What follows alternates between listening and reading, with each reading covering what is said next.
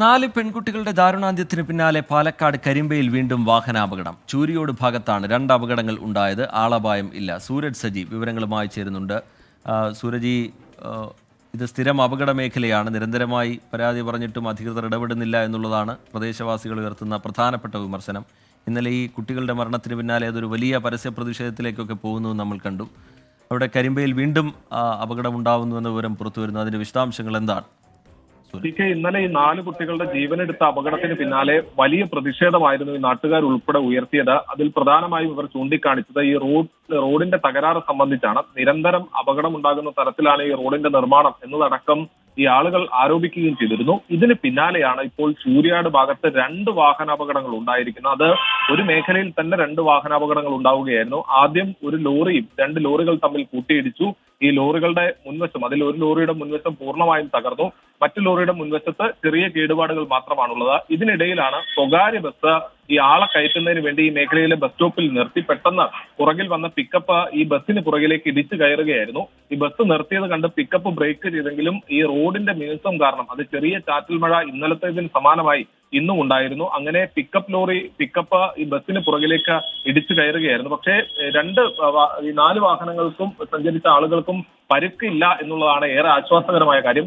ഇന്ന് ഈ റോഡിന്റെ ശോച്യാവസ്ഥ സംബന്ധിച്ച്, റോഡിലെ അപാകത സംബന്ധിച്ച് പാലക്കാട് കളക്ടറേറ്റിൽ യോഗം ചേരാനിരിക്കെയാണ് വീണ്ടും അപകടം തുടർക്കഥയായി റിപ്പോർട്ട് ചെയ്യപ്പെട്ടിരിക്കുന്ന ടി.കെ.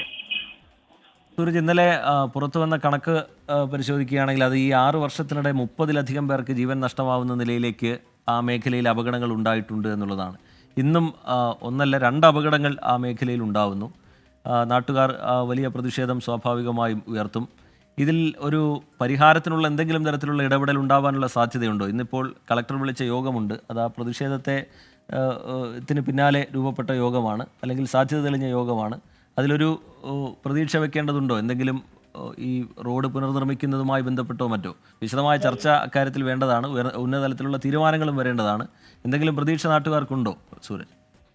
ഇന്നലെ ഈ അപകടം നടന്നത് മുതൽ തന്നെ ഈ പ്രദേശവാസികൾ ചൂണ്ടിക്കാണിച്ചത് പ്രധാനമായും ഈ റോഡ് നമ്മുടെ ഒരു കണ്ണാടിക്ക് സമാനമായ രീതിയിലാണ്. പ്രത്യേകിച്ച് ഈ മഴയോ അതുപോലെ തന്നെ ഈ വെള്ളമോ എന്തെങ്കിലും റോഡിൽ വീണ് കഴിഞ്ഞാൽ പിന്നീട് ഇത് വലിയ രീതിയിൽ മിനുസമാണ് ഈ റോഡിനെന്നുള്ളതായിരുന്നു ഇവർ ചൂണ്ടിക്കാണിച്ചത്. അതാണ് ഇന്നലെ അപകടത്തിലേക്ക് വഴിതെളിച്ചതെന്നടക്കം നാട്ടുകാർ ആരോപിച്ചിരുന്നു. പിന്നീട് നാട്ടുകാരുടെ നേതൃത്വത്തിൽ ഈ റോഡ് ഉപരോധിക്കുന്ന അടക്കമുള്ള പ്രതിഷേധത്തിലേക്ക് കാര്യങ്ങൾ പോയതോടെയാണ് ഒരു അടിയന്തര ഇടപെടൽ, അതായത് ഇന്ന് യോഗം വിളിച്ചു ചേർത്തുകൊണ്ട് ഒരു പ്രശ്നപരിഹാരത്തിലേക്ക് ചർച്ചകൾ കൊണ്ടുപോകുമെന്ന് സർക്കാർ തന്നെ പ്രഖ്യാപിച്ചത്. പക്ഷേ അതിന് പിന്നാലെ ഇന്നലെ നാട്ടുകാർ ഉയർത്തിയ ആരോപണം എന്താണോ, പ്രദേശവാസികൾ ഉയർത്തിയ ആരോപണം എന്താണോ, അത് സ്ഥിരീകരിക്കുന്ന സംഭവമാണ് ഇപ്പോൾ ഉണ്ടായിരിക്കുന്നത്. ചൂരിയോട് കവലയിലാണ് ഈ 2 വാഹനാപകടങ്ങൾ ഉണ്ടായത്. അതിൽ ഒന്ന് ലോറിയും കൂട്ടിയിടിച്ചായിരുന്നു. അതിൽ ഒരു ലോറിയുടെ മുൻഭാഗം പൂർണ്ണമായും തകർന്നു. പക്ഷേ ഡ്രൈവർക്ക് കാര്യമായ പരിക്കുകളൊന്നും ഉണ്ടായിരുന്നില്ല. പക്ഷേ ഈ ക്ലീനർ ഈ വാഹനത്തിൽ ഉണ്ടായിരുന്നില്ല. പക്ഷേ ഈ ക്ലീനർ ഈ വാഹനത്തിൽ ഉണ്ടായിരുന്നെങ്കിൽ സ്വാഭാവികമായും ക്ലീനർക്ക് ഗുരുതരമായി പരിക്കേറ്റേനെ.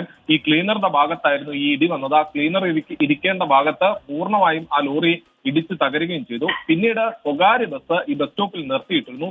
ഈ സ്വകാര്യ ബസ് നിർത്തിയത് കണ്ട് പുറകെ വരികയായിരുന്ന പിക്കപ്പ് ബ്രേക്ക് ചെയ്യാൻ ശ്രമിച്ചെങ്കിലും ബ്രേക്ക് കിട്ടാതെ വഴുതിപ്പോയി ഈ സ്വകാര്യ ബസ്സിലേക്ക് പിന്നിലേക്ക് ഇടിച്ചു കയറുകയായിരുന്നു. അങ്ങനെയാണ് ഈ 2 വാഹനാപകടങ്ങളും ഉണ്ടായത്. ഇന്ന് ജില്ലാ കളക്ടർ നേതൃത്വത്തിൽ പാലക്കാട് യോഗം ചേരാനിരിക്കുകയാണ്. പക്ഷേ ഈ പാലക്കാട് കരിമ്പയിൽ ഇന്നലെ ഉണ്ടായ അപകടത്തിന്റെ 4 കുട്ടികൾക്ക് ജീവൻ നഷ്ടമായ അപകടത്തിന്റെ നടുക്കവും വേദനയും ഒക്കെ മാറുന്നതിന് മുമ്പ് ആ മേഖലയിൽ തന്നെ വീണ്ടും 2 അപകടങ്ങൾ കൂടി ഇന്നുണ്ടായിരിക്കുന്നു. ആർക്കും പരിക്കില്ല എന്നത് ആശ്വാസകരമാണ്. പക്ഷേ അവിടെയുള്ള പ്രദേശവാസികൾ നിരന്തരമായി ഉയർത്തുന്ന അവിടെയുള്ള റോഡിന്റെ നിർമ്മാണം അശാസ്ത്രീയമായാണ് എന്നുള്ള പരാതി, അത് ശരിവെക്കുന്ന തരത്തിലുള്ള സംഭവമാണ് ഇപ്പോൾ ഉണ്ടായിരിക്കുന്നത്. സൂരജ് സജി അതിന്റെ വിശദാംശങ്ങൾ നൽകുകയായിരുന്നു.